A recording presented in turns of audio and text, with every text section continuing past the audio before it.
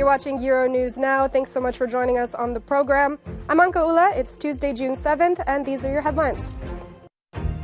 Saved but damaged. UK Prime Minister Boris Johnson survives a vote of confidence, but he must now govern at the head of a deeply divided Conservative Party. The UN warns of a safety risk after a Russian-occupied nuclear site in Ukraine stops transmitting data. It plans to send a team of experts to the Zaporizhzhia plant. And more than 100 sex crime allegations against invading Russian soldiers in Ukraine are corroborated by the UN. Moscow rejects the reports.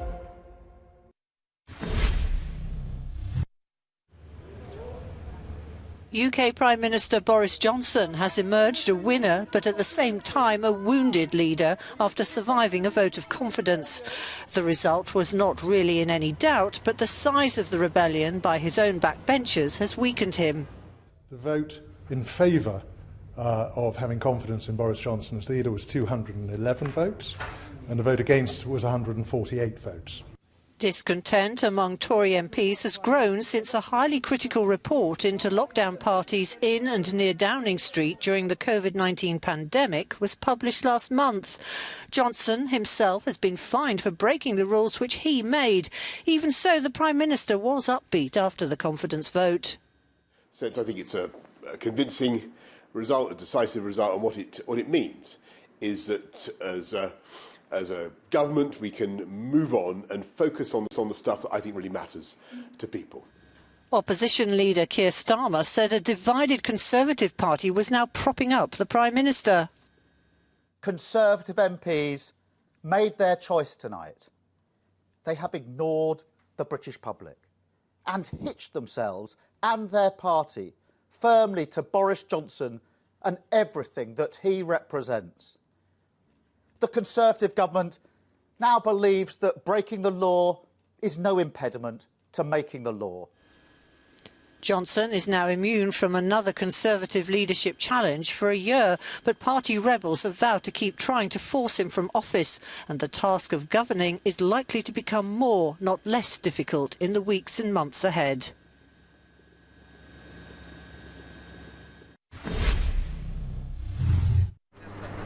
The UN nuclear watchdog is working on sending an international mission of experts to the Russian-held nuclear plant at Zaporizhzhia in Ukraine. Staff at Europe's largest plant are currently working for Russia's state nuclear agency Rosatom, where data on its nuclear material is not being transmitted to the International Atomic Energy Agency, which it is required to do.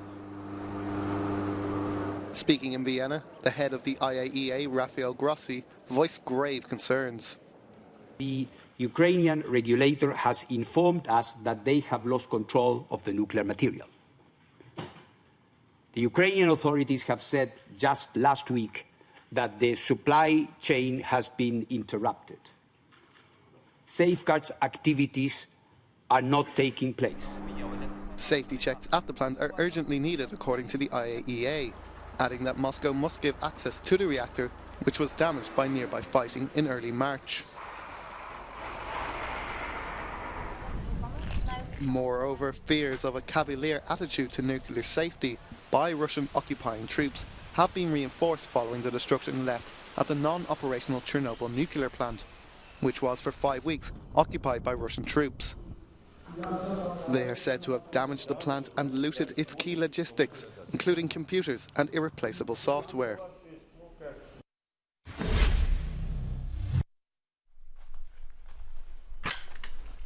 Russian invaders left a trail of destruction in Ukraine, and its soldiers have been accused of a litany of sex crimes.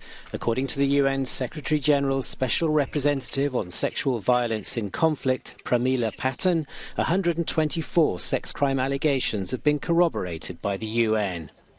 Women constitute most of the alleged victims. 56 of 124 allegations concern women. 49 of the allegations are against children, 41 against girls, 7 against boys, and in one case, the gender was unknown. 19 of the allegations are against men, including rape, attempted rape, forced public stripping, and threat of sexual violence. At the UN, the Russian ambassador was quick to react. Today, like many times before, we haven't heard a single example from the rapporteurs, but these allegations of rape fit in nicely in a depiction of Russian soldiers as beasts and brute barbarians orchestrated by Western spin doctors, exactly like the Goebbels henchmen did at the close of World War II.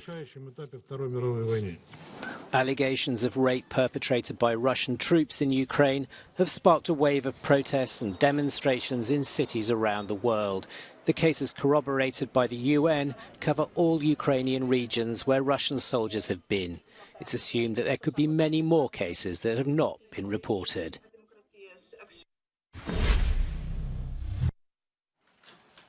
A stealth missile against developing countries. Those are the words European Council President Charles Michel chose to accuse Russia of accelerating the global food crisis, prompting Russia's UN ambassador Vasily Nebenzia to walk out of the UN Security Council meeting. Although the meeting focused on sexual violence during the war in Ukraine, global food shortages was also raised. And Russia is solely responsible for this food crisis, Russia alone, despite the Kremlin's campaign of lies and disinformation. I've seen it with my own eyes a few weeks ago in Odessa. Millions of tons of grain and wheat stuck in containers and ships because of Russian warships in the Black Sea and because of Russia's attack on transport infrastructure. You may leave the room. Maybe it's easier not to listen to the truth, the ambassador. Storming out of Michel's address, Russia's deputy UN ambassador Dmitry Polyansky posted later on Telegram's Russian channel that Michel's comments were, quote, so rude that Nebenzia left the Security Council chamber. On Monday, Russia told the Security Council it was committed to finding solutions to prevent the global food crisis and that it was ready to resume the necessary port activity in Odessa. Ukraine and Russia together produce almost a third of the world's wheat and barley and half of its sunflower oil.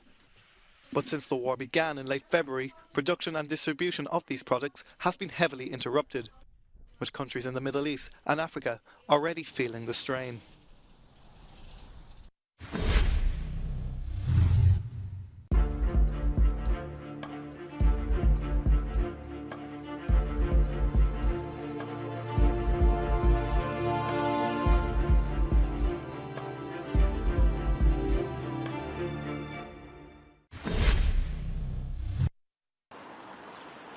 A theatre in Kyiv is reopening for the first time since the invasion. Closing shortly after the Russian attack in February, Kyiv's cinemas and National Opera already reopened their doors at the end of May. But danger is still present.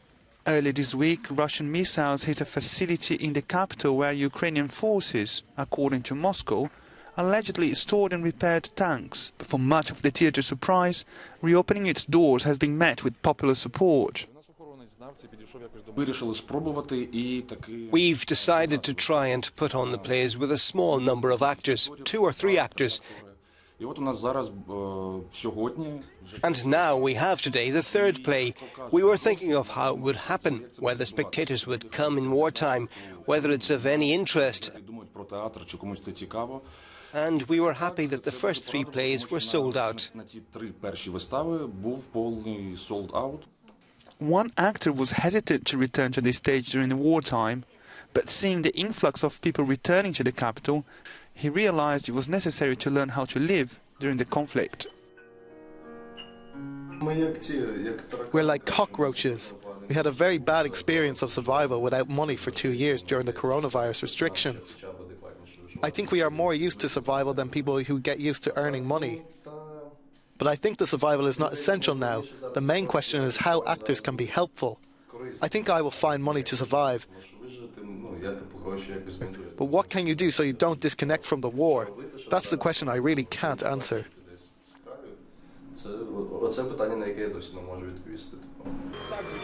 As Russia concentrates its efforts on the eastern Donbas region, the theatre is hoping it will be able to stay open for months to come. Well, it's time now for a short break, but we've got much more coming up here on the program, so do stay with us. This is Euronews Now.